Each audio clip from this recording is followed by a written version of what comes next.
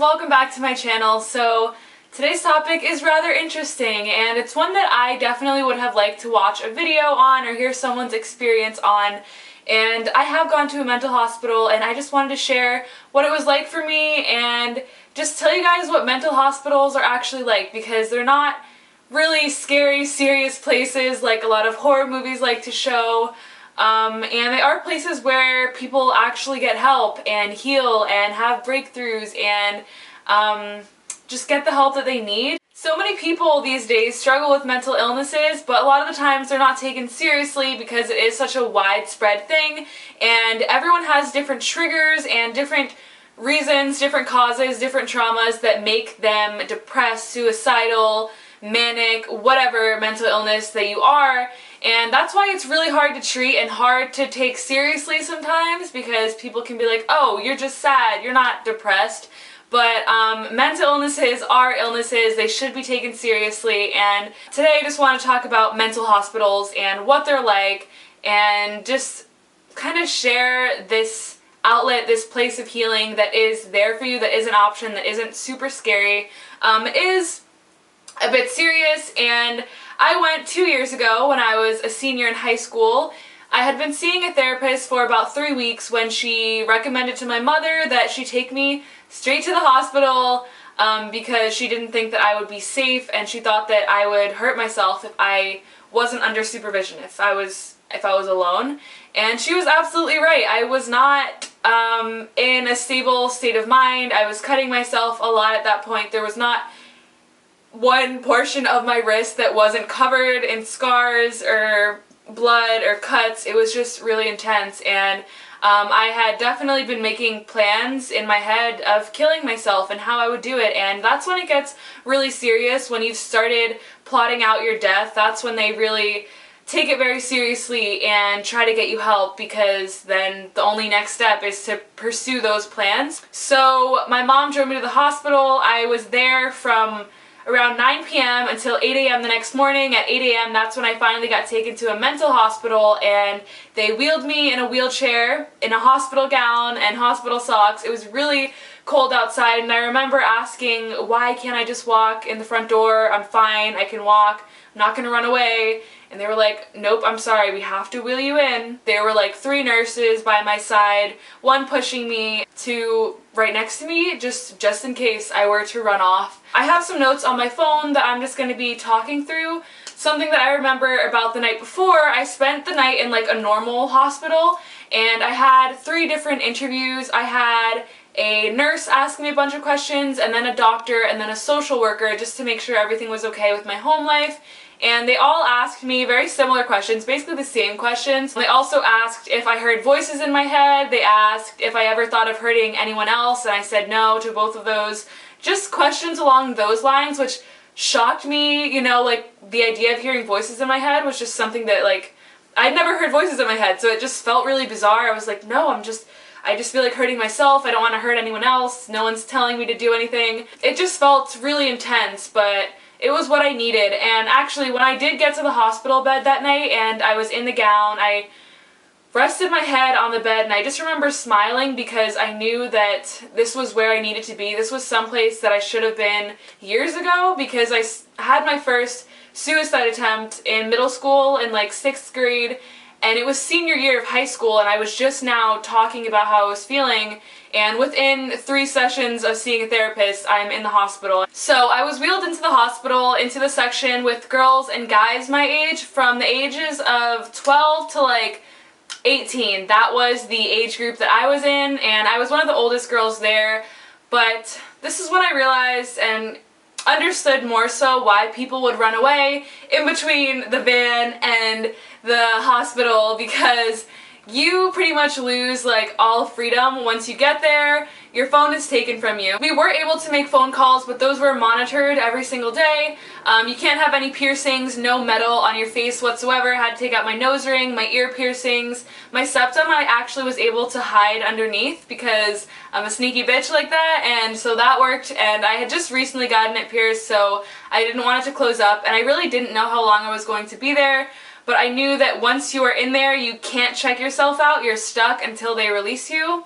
You can't have any shoelaces. I had gym shoes. Those had to be taken and held by them. I couldn't have them in my room. Any shower stuff, shampoo, conditioner, toothbrush, even mouthwash, those all had to be held by the faculty. Even sweatpants, like if they had a string in them, I wasn't allowed to use them, so they were very strict. My mom had to make like 3 trips dropping stuff off for me because a lot of stuff just wasn't approved once we got in there. And I was sitting in the wheelchair for a while, just filling out paperwork. Everyone was just getting stuff ready, and when I arrived, there was no one in the hospital at the time, so it didn't really feel like a hospital once I got out of the actual hospital and wheeled to a mental hospital. The mental hospital didn't feel like a hospital, but basically this was the layout. I walked in, I was wheeled in, and there was a big desk to the right of me, just a big counter where the nurses were typing on their computers, and there were basically 2 halls, a long one to the left and a long one to the right, and that was pretty much it. On the left side were the girls' rooms, on the right side were the boys' rooms. Right in front of me, when I entered, there were 4 bathrooms. It looked like public restroom-esque things, with like the big handles and locks on the outside of them. And then there were 2 community rooms, so there was one on the side across from me and one on the same side as me, and they were just big rooms with a big table and a bunch of plastic chairs, and that was it. So my life for the next 5 days was just one long hallway and 2 rooms and a really small bathroom. So I got settled in, she wheeled me to my room, and I was able to get dressed, and everyone pretty much had a roommate in this hospital. I don't know if that is normal, but I'm pretty sure it is, because what hospital is lavish enough to just give everyone their own room? Plus, I think that it's part of the experience of being in a mental hospital is having a buddy or just having someone to talk to so that you're not completely alone and isolated with your own thoughts at night or during our free time. But basically, the bedroom was really minimalistic. So there was a bed frame which was completely plastic and just really dense plastic. I don't know how to describe it, but I really want you guys to get this mental image. All the furniture there basically was this really thick, bright colored plastic. My bed was a weird pink color, and I also had a nightstand. I think that was like a bright yellow color, and it was just one big box with plastic legs underneath it. It was just thick plastic. I don't know what about that just makes me feel weird, but it just felt like a dollhouse or something. And then there was one big table, kind of like a desk in the room, that was wooden, and there were a bunch of carvings in it, a bunch of messages, scriptures, girls' names, just sad things written all over it. And that was when I was wondering, like, if I can't have anything metal or anything to hurt myself, how are these girls, like, writing this in wood, you know? Like, how is that possible? And I saw a bunch of pencils on the desk too, so I was like, wow, I guess maybe it's like easy to smuggle things into here because you're not allowed to have a pencil in your room because you can use that to hurt yourself. But then I went to the bathroom, and this was another time where it really set in where I was. It felt like a jail, and I realized that this was a place where I wasn't going to be able to hurt myself or have any real freedom. And the toilet was kind of like a toilet in a jail cell. It was just completely metal, and the sink was the same thing, a metal sink, and it didn't have any knobs or anything. There wasn't a cabinet underneath, just a metal toilet, a metal sink, and a shower. There was a drain in the middle of the bathroom, which was really small, but it had like enough space, you know, for everything that you need. And there was a shower curtain, and that was it. And it just felt very jail-like to me, and it was just really simple so that you can't hurt yourself. Basically, if there's a cabinet, you could hide stuff in there or bust the pipes. I don't know, man. Also, the bathrooms had locks on them, so you couldn't just go in them whenever you wanted. You'd have to ask someone to unlock the door for you, which was never an annoying thing, but you weren't just allowed to go in. Yeah, it took some time to adjust to all of this. Like I said, I was in high school at the time, and I just really wanted to get out. Like, within the first day of being there, I realized I needed to get out because when I started meeting girls, they started telling me stories about the place, about their time there, and they told me that some of the patients had been there for 5 months.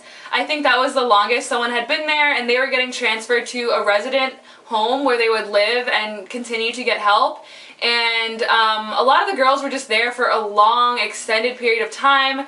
Pretty much all the girls I met had been there for a month already, and I was in high school. I was a senior. I was trying to graduate. I had finals coming up, and so I was really stressed out about that. And although I really needed help, and I knew that if I had been honest that I would get the help that I needed, and I probably would have been there for a long period of time, I decided not to. I decided to choose my education over my mental health, which was really dumb of me, and that was just what I thought I had to do. So I pretty much lied when I was there, and I told all the nurses that I was fine. I told them that I didn't really know where the thoughts were coming from, and that I didn't have any more thoughts of hurting myself after the one attempt, even though that was a complete lie. That's why I got out so quickly. I got out in 5 days, and that's only because every time someone asked me if I had suicidal thoughts or wanted to hurt myself or tried to really dig deeper, I resisted and lied, and it just pretty much took me a long time until I could be honest with myself and be honest with the people around me and finally get the help I needed. But nevertheless, I can still tell you my experiences. But that is something to keep in mind if you do go to a mental hospital, is that you cannot check yourself out, and that's why it is rather serious. But if you do feel like you're going to hurt yourself, then that's why it's a good place to go, because they won't let you out until you have a good plan to help you get better, and you are completely supervised the entire time. Someone is there, a nurse is there. Usually there were a few nurses in every room that you were in, just watching over you, just making sure you were okay. And so it is intense, and for someone who is suicidal and depressed, it's annoying because you can't hurt yourself, and cutting was a coping method of mine, and I couldn't do that anymore, and it was like almost annoying that I had no means of like inflicting pain on myself. I know that sounds fucked up, but yeah, I just remember that was just a thing where I was like, damn it, like everyone's watching me, like I'm forced to help myself and not harm myself here, and that was just a weird feeling. And it really did help me get out of the habit of cutting myself. But basically every day we would have a schedule. We had certain classes that remained the same every single day, certain routines that just repeated themselves over and over, and the one thing that changed from day to day were the meals and what movie we watched and some of the groups. But basically, here's an average day. We would get woken up at around 9 or 8 o'clock, maybe even, it was 7 o'clock I think actually. 7 or 8 o'clock, we'd get woken up, someone would just knock on our door a few times, we'd get out and get in line for a shower. So like I said, the bathrooms had locks on them, so there was always the security guy / nurse waiting by the bathrooms just to unlock them, to monitor everyone, to make sure people aren't like taking a suspiciously long amount of time or smuggling anything in or not putting their shower stuff away. You would just line up for a shower. Whoever was at the very end, whoever got the last shower, always had a cold shower, unfortunately, because the hot water would always run out, and that really sucked. But yeah, you would just wake up, shower. The guys were like right across from you, because the bathrooms were all like equally separated, the 4 bathrooms, and so you would see like the boys in the morning, and that wasn't really a big deal. And then you would get your vitals checked, and then you would line up for medicine if you were prescribed medicine, and there was a little counter, which this part felt very much like Girl Interrupted, because there was a nurse at a little window calling out people's names with little cups of medicine, and they definitely would have prescribed me medicine if I didn't have my mom telling them how against medicine she was. It was against our religion, it was not something that she agreed with, so I wasn't allowed to take any medicine, which I really wanted to at the time. And just being around all these other girls taking antidepressants felt really nice, because it felt really normal, and in my household that was not okay to take happy pills, to take antidepressants, to take any kind of medicine like that. So it just felt good to be around other girls who are taking medicine, and it was normal for them just to take it, and it helps them function throughout their day and not be as sad. But I would just sit down at the table while all the girls were getting their meds and wait for breakfast. So like I said, all the furniture was plastic. I remember the chairs in the community room, which is what I called it, were really thick and plastic and yellow and just really bulky. They just reminded me of Nickelodeon or something.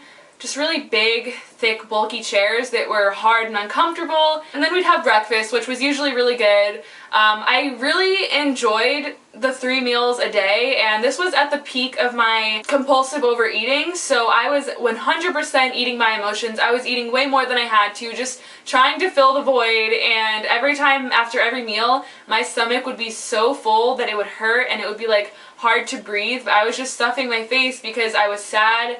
But it was 3 meals a day, and I was in high school, so basically the only food I would eat was the food I prepared for myself. It was nice to have like 3 warm meals, and obviously I took advantage of that, and it affected me negatively. I forgot to mention that before breakfast, we would get checked for any new cuts. We would go into a separate room, and a nurse would strip us and try and see if we had any new cuts on our body, ask if I had any suicide attempts or tried to cut myself, and I would always say no, even though I did have suicide attempts like every single day, almost every single hour, just thoughts of ending my life. And like I said, I was just trying to get out of there because I needed to go back to school. So within like 24 hours from feeling like this is where I needed to be to get help to the next day being in the hospital and hearing how long girls had been there, I was ready to get the fuck out, didn't care about my mental health anymore, and so that was just really quick and sad. But so I just told her every morning, the woman, that I didn't have any thoughts of hurting myself, and I didn't cut myself while I was there. After breakfast, the day was pretty much a bunch of different random classes, like art classes, music classes. Sometimes we'd have yoga, just different random workshops where like we would meet new nurses or psychologists, psychotherapists, and we would talk about how we felt, make random pieces of art. But the one workshop that we had consistently every morning and night, every single day, was called Group, and basically all the girls would go into their community room and all the guys would go into their community room, which was where we did everything, where we had breakfast, had all of our classes, and had this group every morning. And we would just go around in a circle describing how we felt in one word and saying what goal we had for that day. So some of the goals would be to not have any suicidal thoughts, to not have any self-loathing thoughts, to not think of ourselves as ugly, and pretty much those were the kind of goals that we had, just day-to-day goals, really small things that we could try and work towards. And all the girls were really supportive of each other. Just if someone felt self-conscious, they would bring each other up and be like, hey, like, you really have no reason to feel that way, you're so beautiful. And we would all just agree and like try to talk each other up, and the girls were just really sweet and kind, and we all really did see beauty in each other and want to help each other and believe in each other. So when someone did open up a little bit more about how they were feeling, it was a safe space, and everyone was really supportive of that and tried to help each other. So that's something that I remember, and that was just really sweet. So like I said, we had workshops throughout the day, like music and art, and occasionally we had yoga, but the thing that I remember most is art class. Every single day a woman would come in. It would be a different woman with like a bunch of random art supplies. This one day we had to decorate a paper bag and make something for someone we cared about, and we just had markers and glitter and feathers, and even though it was really dumb, I really enjoyed that. I really enjoyed being creative. Another day we literally just made a calendar with a ruler and markers, and that's what we did for an hour.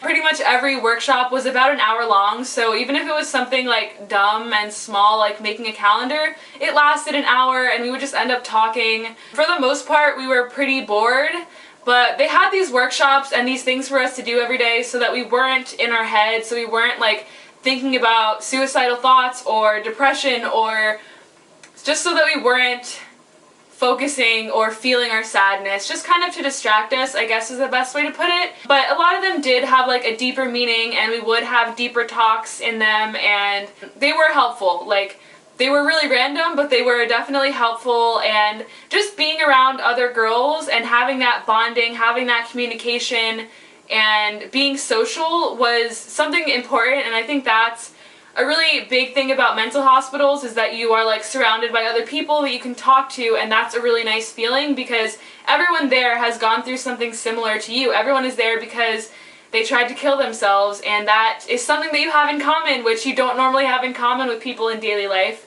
So it's kind of like this weird combination of feeling comfortable and at home and slightly okay, but then there's also this overall feeling of despair because you know that you're all there because you're sad, so you can only really help each other to a certain extent because everyone has different triggers, everyone has a different trauma, a reason for their mental illness, and so that's why it can be hard to treat and it can be hard to diagnose and talk through and everything like that. So definitely the overall word I would use to describe the atmosphere was just weird, just sadness, but then also low-key optimism and comfort. Is just weird, a weird combination of emotions. But anyways, after a lot of these groups, sometimes we would have a psychologist come and pull us out of group just to talk to us one-on-one and just ask us about our past, try and figure out what caused our suicidal thoughts, try and figure out what kind of diagnosis we should have, like why we're feeling this way, how we're feeling this way, how often we feel this way,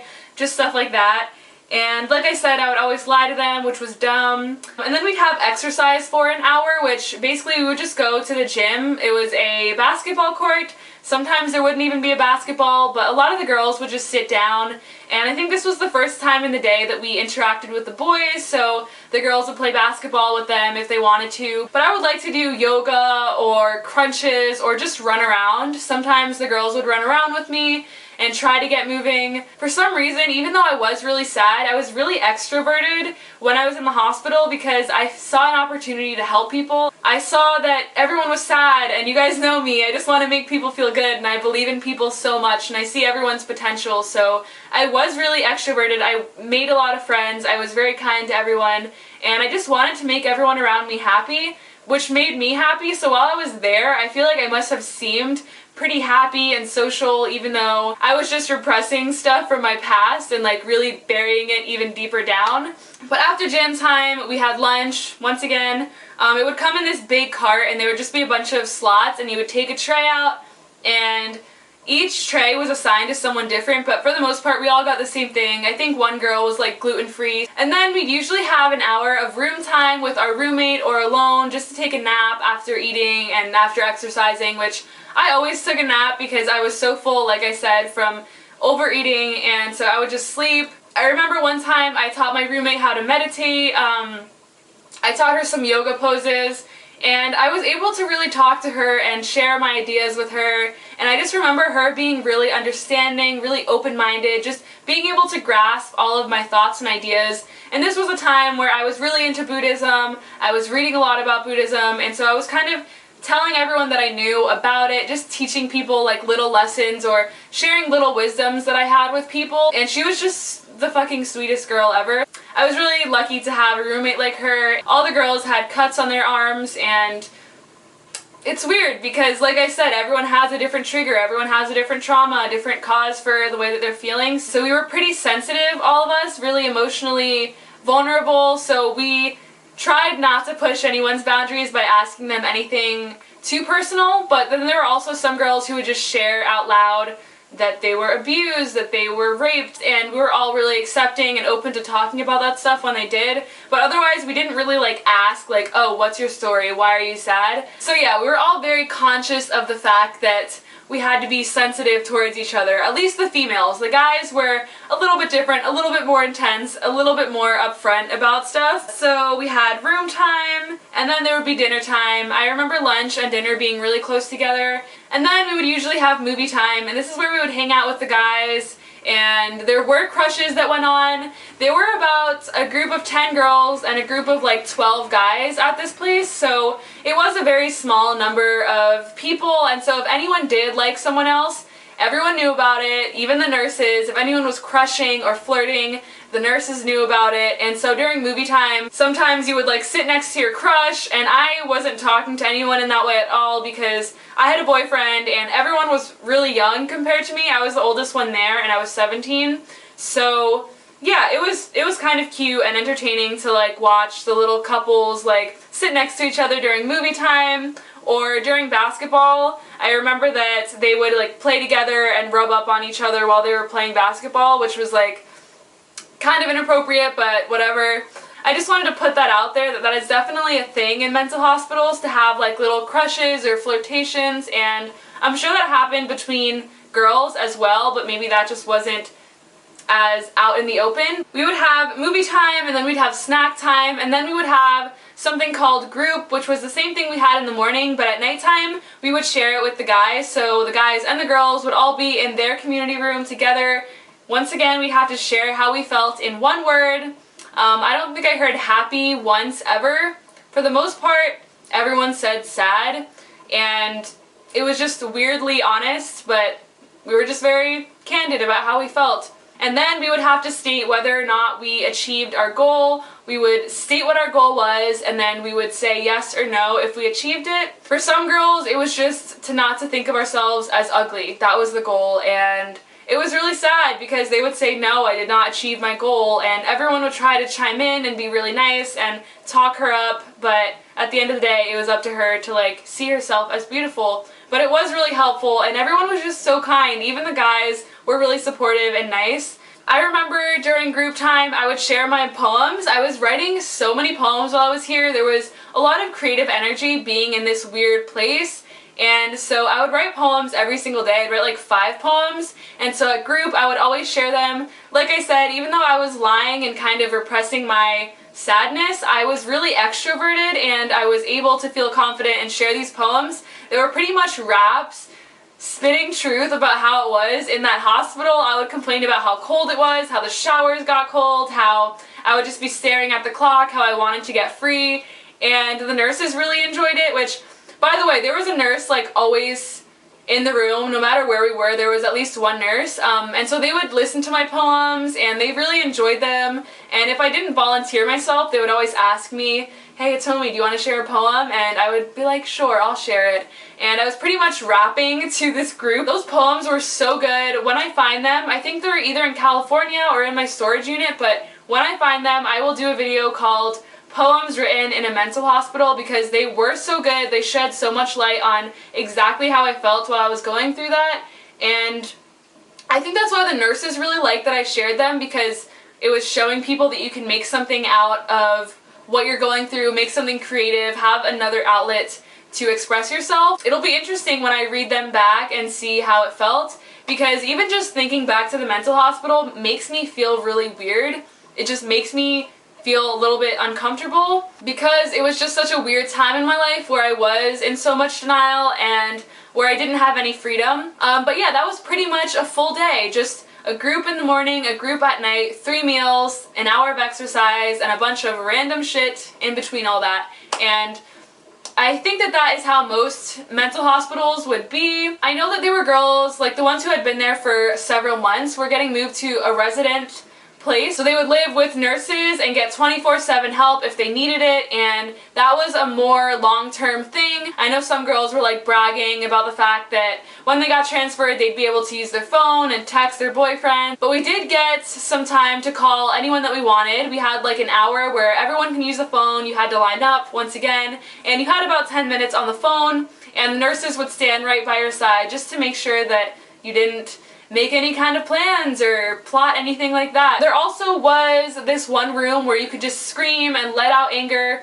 I completely forget what it was called, but that was definitely a thing. I know a few of the girls would go there a lot. I think it was called the anger room, and you could just hit stuff and scream, and when girls were in there, you could hear them screaming and going crazy, and the nurses would have to check on them, but that was a thing. I never went in there, and I remember that if any girl was having any suicidal thought, a nurse would come to her room and talk to her for an hour, or give her a snack, give her like pudding or something, and just try to talk to her. I definitely wanted to share that because it's a place where you can get help, and you will have people rationalizing you out of those really scary thoughts. After I left the mental hospital, I made a promise to myself never to cut myself again, and even though I wasn't ready to talk, I wasn't ready to heal, I knew that I wanted to at least start. I wanted to like put my foot in the right direction, even if I wouldn't talk to anyone about what was actually making me sad. I knew that not cutting myself and not seeing that as an outlet to release would be a really good thing for me, and so I didn't cut myself after that. which was really crazy because it was something that I was almost addicted to at the time. Just I would do it every single day after school, just like shred my wrist apart.